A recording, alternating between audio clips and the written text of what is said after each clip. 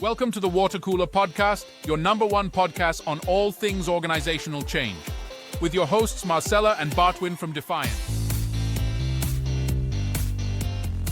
Hello guys, thank you for being here.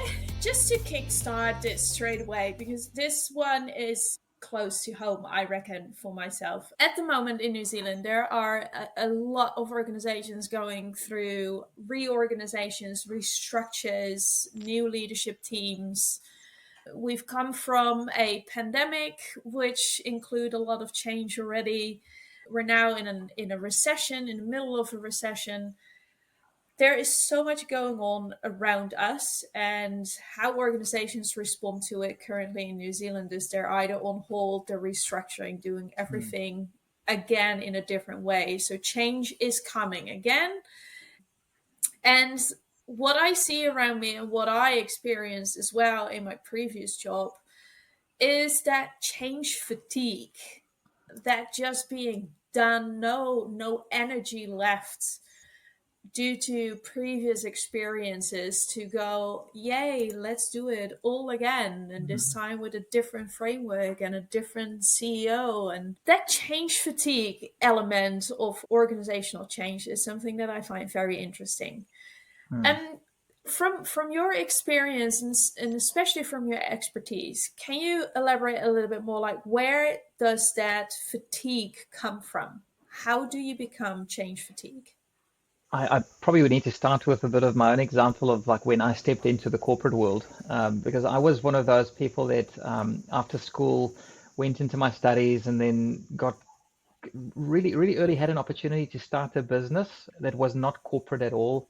And for the first 10 years of my life, I was in a sense, maybe even say protected from like the corporate hierarchy and having to play the game, right? So when I stepped in eventually after having had my 3 boys and my life was kind of settled, and then I'm like, I'm going to go into this thing after my registration as an organizational psychologist, and I'm going to go and make a difference. I almost went in there with the energy of an 18-year-old looking at the freshness of life, but as somewhere in my 30s, right at that point, and I'm like, I'm going to go and do this. And I had my first opportunity within, not the first company that I was at, but it was about 3 years into this journey in an insurance company that's a sister company of a bigger holding financial institution at that time. And they had, within that last year, just had a new CEO, to your point, Marcella, coming in. They were going on this big change thing. It was actually at that point an agile transformation for the one area of the business. And I was just showing up with so much life, no fatigue, right? This is now taking a person that's just survived a master's degree, sleeping only 2.5 hours a night for an average of the first year of that degree, with my 3 kids that I need to bring up. I was supposed to be change fatigued, right? But I had the energy of a 1,000 oxen, right? Like, I want to go at this thing.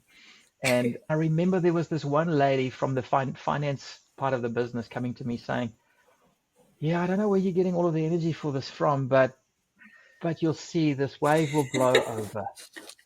You know, this wave will blow over. You'll see. It was like kind of that, like, I'm wiser than you on this thing. I know better. I've been here a bit. Exactly. It's going to blow over. So maybe if we stop there, I think it's probably we as humans, we spot patterns in things, and we very quickly latch onto those patterns. And there is also another hidden bias. I think it's called the illusion of asymmetry.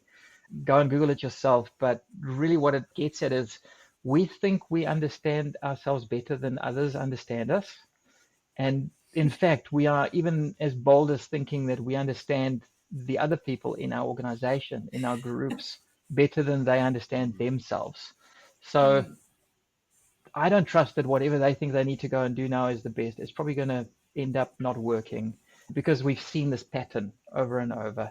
And I think that's where it sits. It's this air of entitlement almost, or there's something about an arrogance or an ego at play, I guess. We can explore that together. Yeah. So that this person that said to you, probably a senior employee, right, that has been through the years with the company.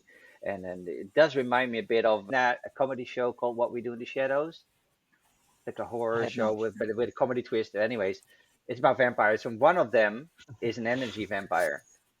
So it talks really boring, sucks the energy out of you.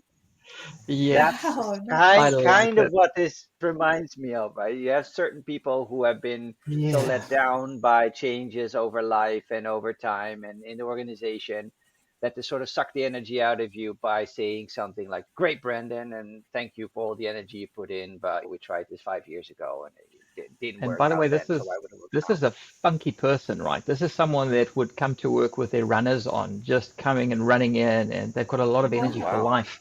Yet they didn't display that same personality But when not they for walked this. into the building. Yeah. Ah, it's a shame. It's a shame. And how did That you deal is, with that? Well, again, I was not infected or impacted because I felt like I had a different lease on life and I was set free to go and be. So it didn't impact me whatsoever. In fact, it made my conviction stronger at that point to say, well, and maybe that's again that bias that was at play for me. I know better than you um, Yeah, yeah, at that point. But I think it did serve us in a sense because that made me blind to all of the negativity at that point. And you do that for long enough, some people start getting curious about that as well, and then it becomes contagious, right? So you do just that's hope true. that there's at least someone that can stay it through that course. So let's dig on that for a bit because that's interesting, right? Because I yeah. found that as well. If you have a couple of people who are like super excited and have lots of energy and they stay the course, it Mm, will become sort of early adapters in the company that will go Infectious like, kind of thing. maybe yes, Yeah. infectious. So they will be like, yeah, hey, hang on, there's something to this Brendan guy and right. what he's doing in the company. Is that your go-to move to sort of combat that energy vampirism that I just It's called out? that certainly feels like that's what's coming out of this conversation, yes. But I can probably refer back to a video that I've been very fond of sharing with leaders early on in an interaction with them, and that is a quick video. It's less than Hmm. 5 minutes, called "The All right. Lone Nut." And I don't know if you've ever seen it, Oh, I love but it's that. totally I worth love that. watching. And I always Yes, don't want to spoil it too much just with this because you need to see it to appreciate it. So it's epic. it's about this, like, how would you describe it, Marcella? It's a festival, yeah, a park, Oh, and hang on. I've Yeah, seen weirdo. that video. That's Yeah, the pretty much dancing it. bit. yeah, Yeah, yeah. yeah. The dancing guy, right? Yeah, And he starts out as the lone nut. yeah. And obviously with a little bit of a no care attitude, and I think he would have carried on doing that for the rest of the next 24 hours probably because he didn't care about anybody around him. But then Yeah, yeah. to get another person joining with that same kind of, we don't care what the others think, we believe in this energy, this So awesomeness. true. And then before you knew it, there was this tipping point, this Yeah. shift where it was uncool to not be in Yeah. that mode of Yes, thinking and that's it. believing, right? And I think that does happen. That's where you can use the social pressures to your advantage. So that's a good way to do it, right? So it's sort of put your head down and just stay the course and be energetic and be infectious enough for people to tag along and combat change fatigue. Are there any other ways? Because I can imagine potentially there might have been other geezers in the crowd dancing as well, and then nothing came from it. So there might be other ways that combat change fatigue, I hope. Yeah, I hope so too. Yes.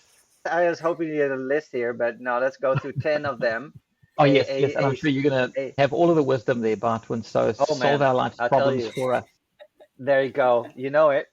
Can't So wait. I enlisted the powers of Google for this one. Here are 10 ways to minimize change fatigue. So I think I got it sorted here. However, let's go through some of them and then you'll instantly see why I'm having trouble with these 10. So one of them, build trust among employees. Another Oh, one, allocate enough time. Ensure team cohesion. I think that's important. Introduce Mm, training. Everybody loves that. And then finally, invest in employee resiliency. I mean, we could stop the recording right now. I think yeah, we nailed it. yes. the Let's do last it. two, right? The training and the resilience one, Yeah, right? invest in Am it. I Yeah. the only one that is now feeling like the employees or your team members are the problem? They need to go on the Mm, training and they need to become more yes, resilient, and I'm Yes. great. And That's this a good is point. Yeah. what is yeah, causing more change fatigue. If you're Yeah, exactly. already at a yes. point where you go like, oh, not again, and then somebody is, oh, do you know what you need? You need to have training because Yeah. you're Training. in the wrong Whereas, mindset, dude. whereas obviously It's all we about know it's mindset. not the employee that's the problem. It's definitely the leader that's the problem, right? This sounds like a Dr. Phil kind of self-help Mm, book with commonplace things in it that nobody can say, listen, I Yeah. don't think it's smart to invest in employee resiliency. Obviously, you want a resilient employee group. Hmm. But what are your thoughts on that, Brendan? And if any, how might we bring some realness back into Hmm. combating that important topic of change fatigue? Well, just to quickly just highlight, obviously I was facetious about the problem space because I think that is one of the things already is when you're dealing with change, if you keep on focusing on it's a problem and who's going to be to blame, then you get caught up in this thing called the drama triangle, right? Where it's like we're expecting to seek out who's the villain, who's the victim, who's the hero. And then Yes. this list of 10 items tends to fall on the hero that's expected to go and solve all of these things. And they're going to go and fix it with training. They're going to fix it with creating employee resilience. And you've forgotten that the powerful one of we need to have support systems put in place, right? Like we need to do that. And there's all of these things, nothing makes sense until who we thought's the hero fails at it because it's just too vague. And then they become Right. the villains again all over. And you've just got this cycle of just problem and pain. But I think there's some value to what you said about the resilience in terms of you don't. I just would see it from a different angle of it's not about how do you create resilience. Change is what makes people become resilient, right? Like when you go to a gym and you get pain and you've got these little micro tears in the muscles, it's Hmm. not nice. Like everybody's going to come up with an excuse there saying, hey, I've got change fatigue. You need to go at it, right? That's what makes it happen. So there's no specific recipe to when change should really be introduced. But I think that there is an awareness part where you need to say, okay, right, this feels like it's happening too fast, at least. Right. And that we need to Yeah. pull back a little bit and say, right, hey, how do we just see whether we're actually going to bounce back after this big introduction as a change? Because you've talked about the list of 10 things on Google. There's always the out of context quoting of a McKinsey or a someone as well. I'll try not have this one out of context, but McKinsey's the company that said 70% of all change initiatives fail. So I think that's still a fact, right? So Yeah. clearly we haven't nailed this recipe. Interesting. Yeah, that's good. I think what you're saying is, and what I resonate with is the exercise is going to hurt for a bit as well. So potentially you should make that a point of open discussion in your company. If we're going to pursue this change, there's also growth pains with that change initiative, right? Even if we're doing it right.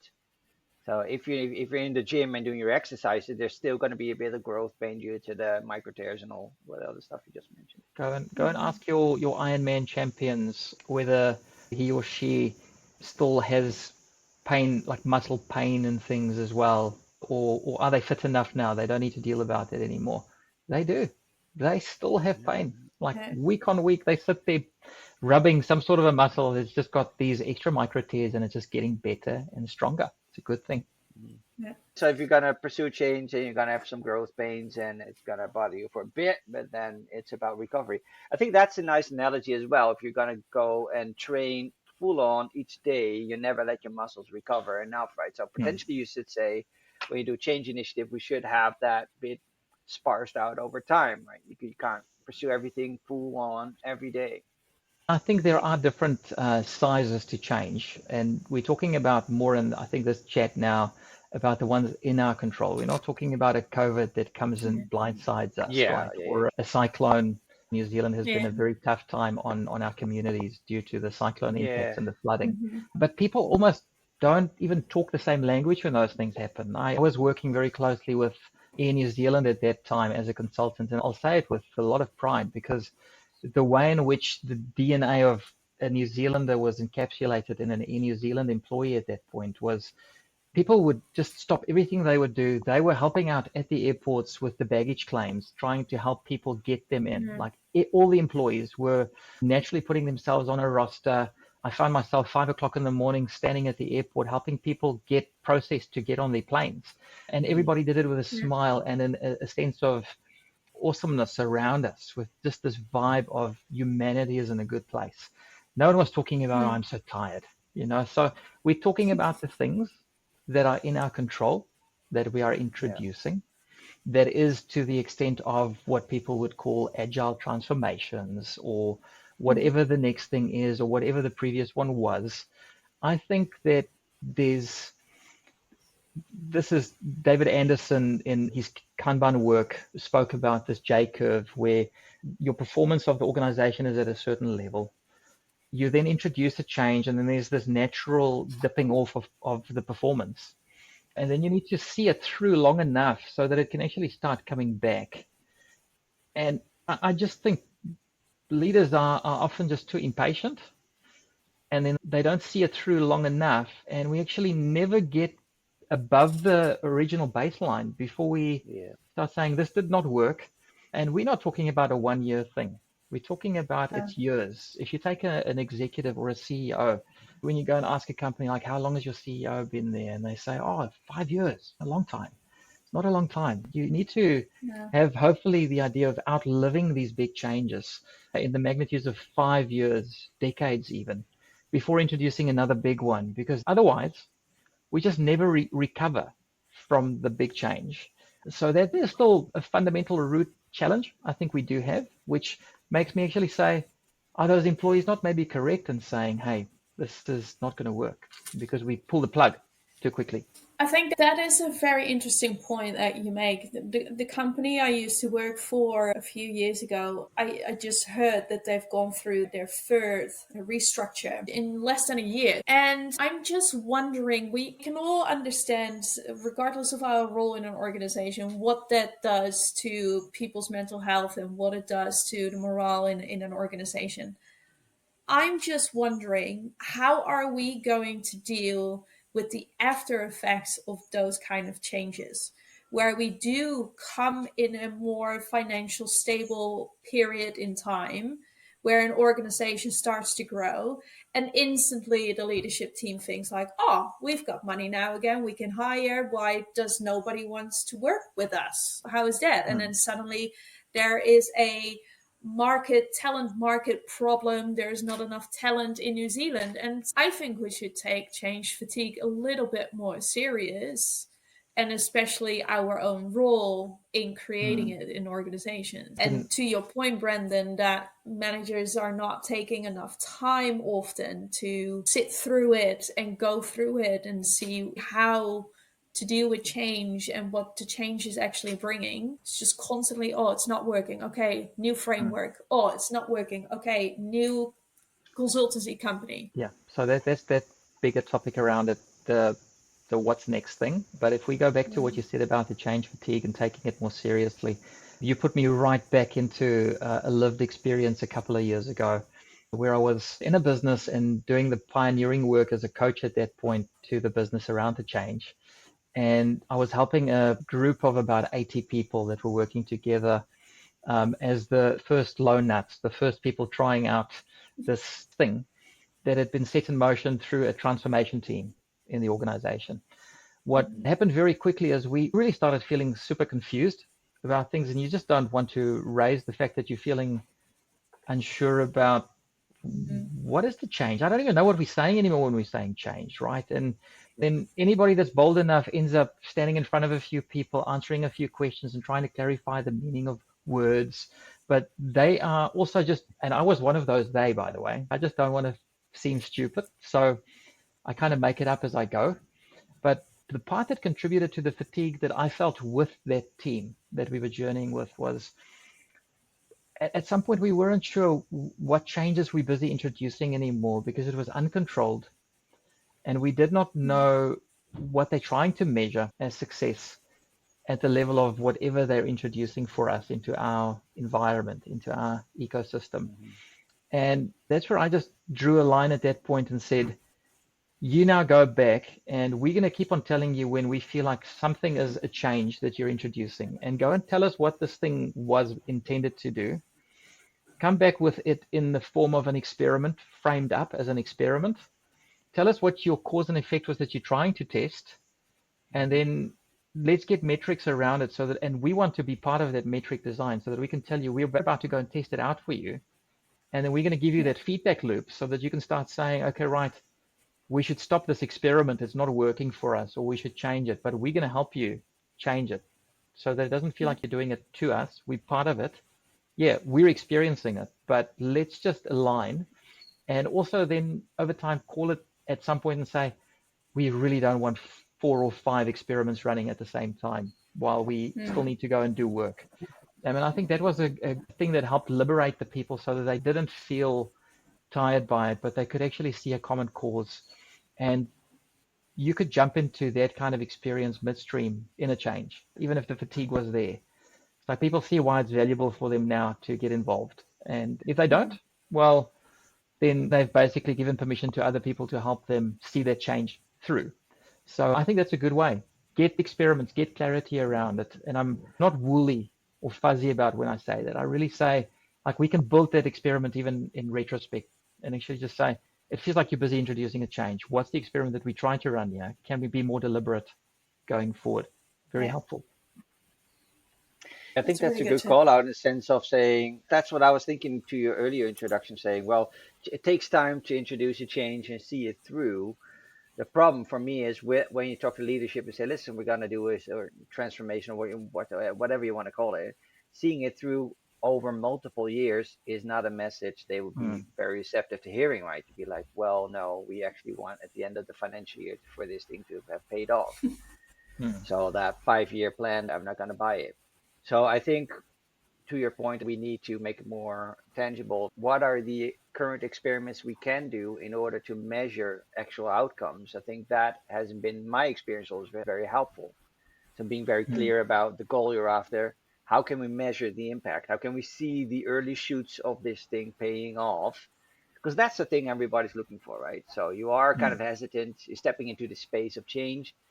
What are the first confirmations that I can look to say, hey, this thing is actually working, or there might be some merit to this change. And now we're seeing something change that has been bothering us over time. In the previous episode, we referred to the idea that the grave certainty, but an add-on to that is actually in more recent years, they've also been very clear that the brain also craves uncertainty as well. So it wants a balance. It wants the change, the randomness, the what's the possibility that comes from change too. So no one's going to be arguing with the fact that, hey, I feel like there should be a change in my business. There should be a change in my role. I feel like there's something that could be better than what I have at the moment. So that's again where if you say to them, we're going to run an experiment, even if we've already done it and none of us knew that we did, we started inflicting instead of actually just being a bit more purposeful, but putting it in their hands and saying, how do we want to measure this? And if they say, you know what, we don't even want measurements. We just want to give you anecdotal evidence that we're on the right track. We're just going to give you stories. And if the stories look good, we're happy. That could be good enough. People could go and say, nice, we're on the right track. Because not everything can be figured out, right? It's not all logical and rational, but it's about journeying together in what we think is the thing we're trying to measure as success.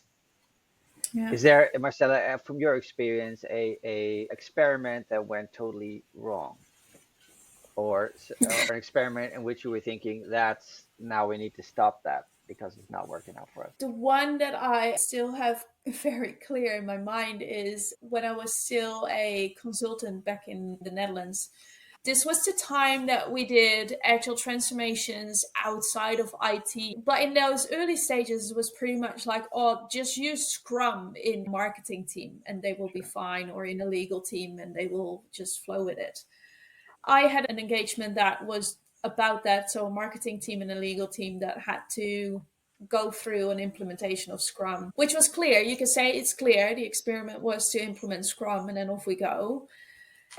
It just didn't make sense at all for the people and the work that they were doing. And it was causing frustrations, resilience in weird ways, but a lot of resistance as well. I pretty quickly had the same feeling like what Brendan said as well. Just get a clear experiment, get data in front of you and see if it is actually working. It was very quickly shown that it was not working. It was purely because how people are feeling. But to that earlier point of Brendan, that might have been that first dip, right? So my question would be, how do I distinct between that the experience flat out not working or that dip in learning something new and needing to stick with it in order to make something out of it? Well, the first thing that you mentioned earlier was implementing Scrum. That's not an experiment. That's a very deliberate thing, right? I would not call that an experiment. But if you then would have been clearer to say, we are about to implement a very precise structure, and we are not going to waver from this packaged product of a process and a framework. And it's going to be tough on you, but we're seeing this as an experiment, but run over multiple years. Stick with it. We're going to look at what the outcome of this is 3 years, 5 years down the line. That's a different approach to it, right? The whole story is clear. Whereas I think with often what I've seen in these agile changes in organizations is there's these two different universes emerging of, no, you're empowered as a team or individuals, tell us what you want. But then also from the other end, there's a very clear prescribed, this is how it will be done. And these two worlds just don't meet, because it sets in motion this false reality, I believe, then of you can run mini experiments, but actually it's not a mini experiment. There's a big thing that we want to try and figure out as an organization. And I think we need to be bolder in saying it's a big one, or step away from it and say, hey, here's the principles. Can you guys please go and figure it out for us? But that is a challenging concept for a big organization. They're not going to go and generally just let it over to the people unless they go and take a small group of people, identify them, give them a separate kind of ring fence and protect them, and say, go and figure stuff out, go and do some really cool stuff. But you're not even part of the rest of the organization. Whatever comes out of this, we will monitor it, and then 6 months down the line, we're going to see if it worked or not, and then we'll bring in the good stuff from that. You don't see a lot of companies doing that. I've got one example of a current company I'm working at that's doing it. I think that's a good approach too, because then you're very clear about what you're trying to achieve and how it will still benefit the bigger picture of the business. Well, thanks, Brendan. I think you gave us a lot of clarity on what that change fatigue is and how to deal with it. And obviously, Bart, your 10-item list is great as well. I thought so. I think that was debunked very quickly. Yes. I would definitely I always like to try and leave with one thing. Like, what's the one thing that, and I can't talk about your lives, but in my life it worked.